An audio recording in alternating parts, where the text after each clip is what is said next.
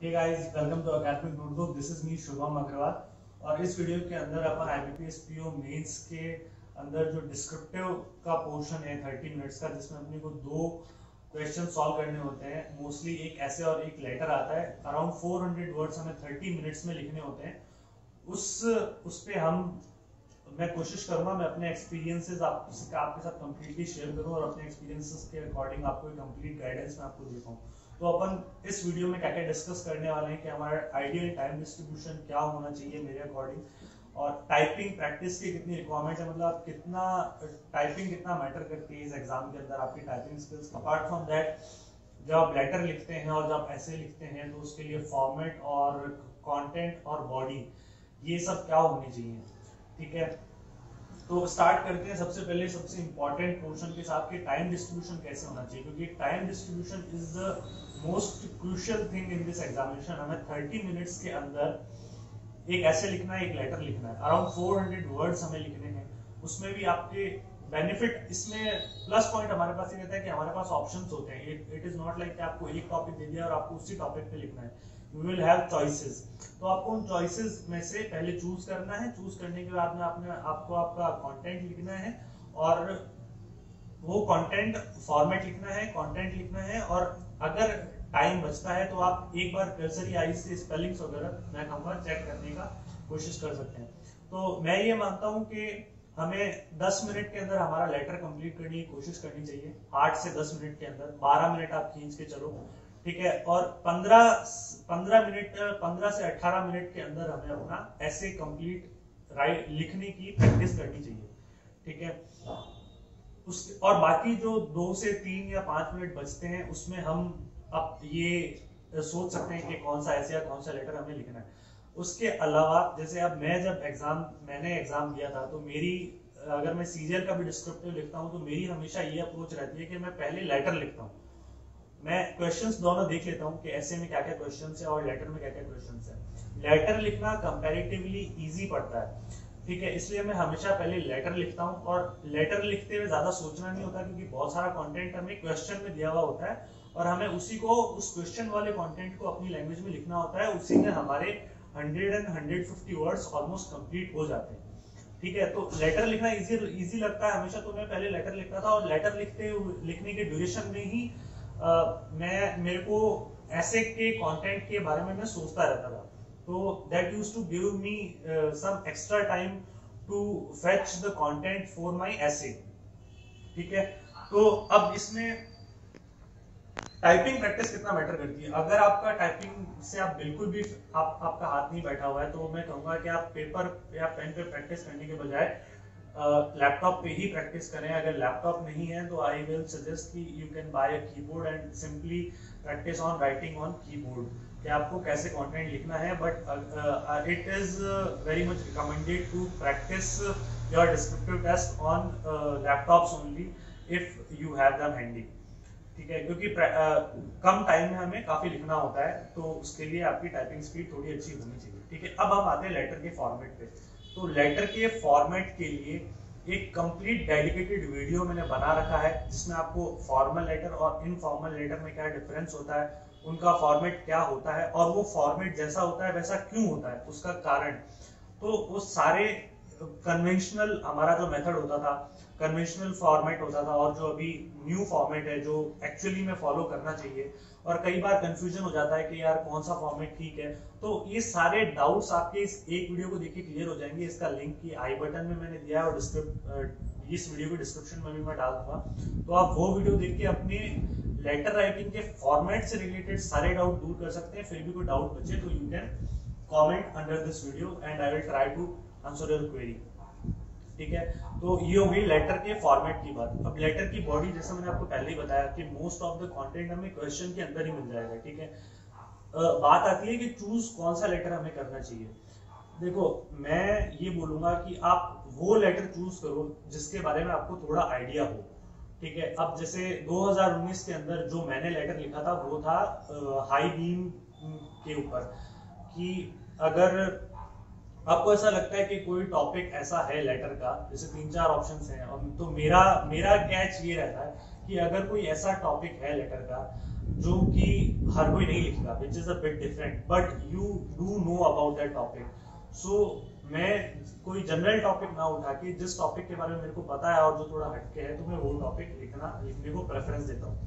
ठीक है, बाकी अगर कोई नॉर्मल लेटर भी आपको लिखना है तो लेटर मैं कहूँगा कि आप जल्दी से जल्दी खत्म करके अपने ऐसे पे मूव करो, स्पेलिंग्स का ध्यान रखो, ग्रामेटिकल मिस्टेक्स का ध्यान रखो, और फॉर्मेट के लिए मैंने आपको ये सॉल्यूशन बता दिया। ठीक है, अब आती है ऐसे राइटिंग की बात। तो ऐसे राइटिंग के लिए कई जगहों पे मैंने देखा कि एक स्ट्रिक्ट फॉर्मेट दे टेल कि इस फॉर्मेट में आपको ऐसे लिखना चाहिए कि आपको इंट्रोडक्शन लिखना चाहिए, फिर बॉडी लिखनी चाहिए, फिर कंक्लूजन लिखना चाहिए।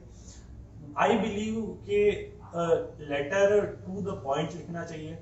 अब उसके अंदर हमें हमेशा बाइफर्केशन करना चाहिए, डिवाइडेशन करना चाहिए कि आप फर्स्ट पैराग्राफ में आपने जो एक टॉपिक उठाया तो उसके फर्स्ट पैराग्राफ में आप कोई स्पेसिफिक कंटेंट लिख रहे हैं, सेकंड पैराग्राफ में आप कोई स्पेसिफिक कंटेंट लिख रहे हैं।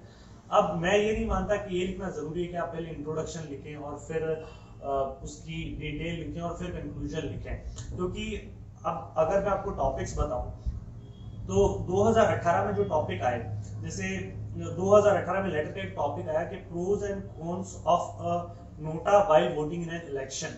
तो अब जैसे ये टॉपिक है pros and cons of a NOTA, तो आई डोंट फील कि आप इंट्रोडक्शन के लिए एक पैराग्राफ डेडिकेट कर सकते हैं।